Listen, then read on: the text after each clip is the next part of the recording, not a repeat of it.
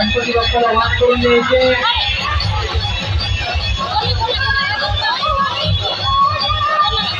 आपण गणपती बाप्पाला निरोप देण्यासाठी इथे आलेलो आहोत। कृपया चौकामध्ये असलेले सर्व गणेश भक्तांना विनंती आहे की आपण पुढे सरकत राहायचंय। ज्यांनी टार्गेटच्या दिशेने जाणारे आहेत पुढे सरकत राहा, गाडीच्या दिशेने जाणाऱ्यांनी सरकत राहा। गणपती बाप्पा